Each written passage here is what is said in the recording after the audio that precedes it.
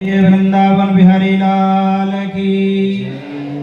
दोनों हाथ उठा करके जितना आपकी रक्त वाहिनियों में ताकत है उतनी जोर से मंच के लिए तालियां होनी चाहिए, जिससे लगना चाहिए पूज्य महाराज श्री को कि हम राष्ट्र के युवा संतों के रूप में जो जन जागृति कर रहे हैं। ऐसी ब्रज की पूज्य महाराज श्री हमारी अनमोल निधि, उनको नमन वंदन।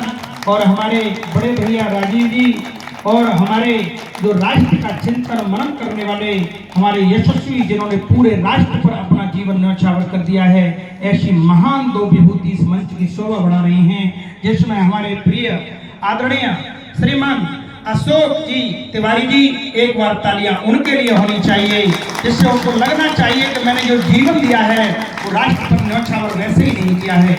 इसी कड़ी में हमारे पूज्य आदरणीय, जिन्होंने राष्ट्र की धर्म ध्वजा को पहुंचाकर विश्व के कोने पर पहुंचाने का कार्य किया है, आदरणीय मिलन जी के लिए भी हमारी जोरदार तालियां होनी चाहिए। लगना चाहिए महापुरुषों को कि राष्ट्र में हम कहाँ हैं। पूज्य महाराज श्री हमारे बेंगलोर से पधारे हुए, कितना सुंदर आपके बीच में विषय रखा। आपने देखा कुंवर राजा महेंद्र प्रताप सिंह जी ने अभी आपके बीच में विषय रखा। आज इस आदरणीय समस्त मंच को प्रणाम करते हुए मैं स्वामी सत्यमित्रानंद आपके बीच में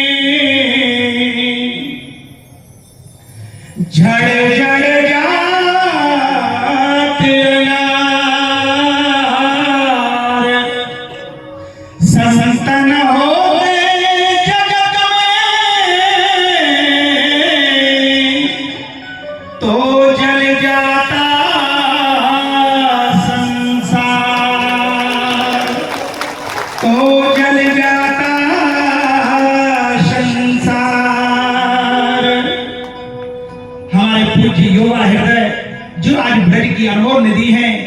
एक बार पूज्य महाराज जी के लिए तालियां अंतिम व्यक्ति तक बजनी चाहिए जो विश्व में हमारे सनातन की ध्वजा फहरा रहे। ये तालियां बजाने का भाव मैं क्यों प्रकट कर रहा हूं, इसका चिंतन मैं आपको बता देता हूं। जिस हिंदू राष्ट्र की आप और हम कल्पना कर रहे हैं, वो सारे के सारे राष्ट्र का कल्पना करने का एक मूल कारण छिपा हुआ है। मैं संपूर्ण अपने सनातनियों को अवगत करा देना चाहता हूं कि 1300 साल पहले सिंधु में हिंदू सनातन संस्कृति की गूंज हुआ करती थी। 1200 साल पहले अफगानिस्तान हमारे हिंदू सांस्कृतिक धरोहर का हिस्सा हुआ करता था। 1100 साल पहले बलूचिस्तान में हमारे हिंदुओं की सभ्यता पहचानी जाती थी। और 1000 साल पहले कंधार का आकाश हर हर गंगे महादेव से गूंजा करता था। 100 साल पहले लाहौर हमारे मंदिरों की भक्तियों में रंगा रहा करता था। और 70 साल पहले पाकिस्तान में हमारे हिंदू पूजा स्थलों की घंटियां निरंतर बजा करती थी। 50 साल पहले बांग्लादेश में हमारी हिंदू परंपरा की ज्योति जला करती थी। और 30 साल पहले कश्मीर में हमारे हिंदू संस्कृति के गीत गाए जाते थे। अब अपना होमवर्क करके हम सोचें उन सभी हिंदुओं का क्या हुआ, वे सभी कहां चले गए, ये आपको आत्मचिंतन करना होगा। हिंदू बहुत गहरी नींद में सोया हुआ है। मैं बता देना चाहता हूं आज इस अंतरराष्ट्रीय मंच से, आध्यात्मिक मंच से, और स्पष्ट कर देना चाहता हूं, भारत सरकार से निवेदन के साथ इस संत मंच से कहना चाहता हूं कि 1947 का वो आर्टिकल निकाला जाए, वो एक्ट निकाला जाए, जिसके अंदर इन बेदर्मियों को वो 14 अगस्त 1947 की रात्रि थी, जिस समय भारत का बंटवारा केवल महाराज श्री धर्म के आधार पर हुआ था। और उस आर्टिकल में लिखा हुआ था कि जो व्यक्ति भारत की अपनी नागरिकता लेना चाहता है वो अपनी नागरिकता के लिए आवेदन कर सकता है।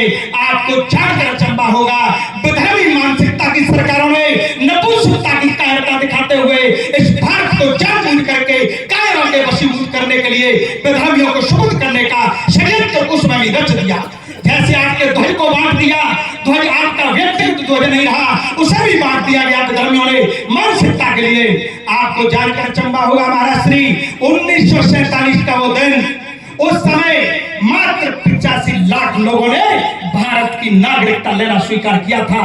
मैं बड़े गर्व से कहना चाहता हूं, भारत सरकार तत्काल उस एक्ट को निकाले और उस एक्ट के आधार पर जितने भी विधर्मी जिन्होंने उस समय नागरिकता ली थी उनकी नागरिकता की जांच कराई जाए। इसलिए एनआरसी भी आवश्यक है, यूसीसी भी आवश्यक है। आपके लिए जनसंख्या कानून बेहद जरूरी है। आज अगर लागू नहीं हुआ तो भविष्य में हिंदुओं को पछताने के अलावा कुछ भी प्राप्त नहीं होगा। क्योंकि 1947 में स्पष्ट लिखा हुआ था कि जो लोग भारत में रहना चाहते हैं वो नागरिकता ले। लेकिन आपको जानकर अचंभा होगा, विधर्मियों की संख्या 40 करोड़ से ऊपर भारत में होती चली जा रही है। इन्हें रोकने का उपाय केवल एक है और वो है जनसंख्या कानून। शीघ्र से शीघ्र भारत सरकार लोकसभा में ला करके और बाद बाकी के जो भारत में जिन्होंने नागरिकता लेने का कार्य किया था उनको ही भारत में रहने का अधिकार दिया जाए और जितने विधर्मी हैं बाद बाकी की नागरिकता समाप्त करते हुए उनके सारे अधिकारों को समाप्त करते हुए हिंदुओं की रक्षा का कदम बढ़ाया जाए। जय हिंद, जय भारत।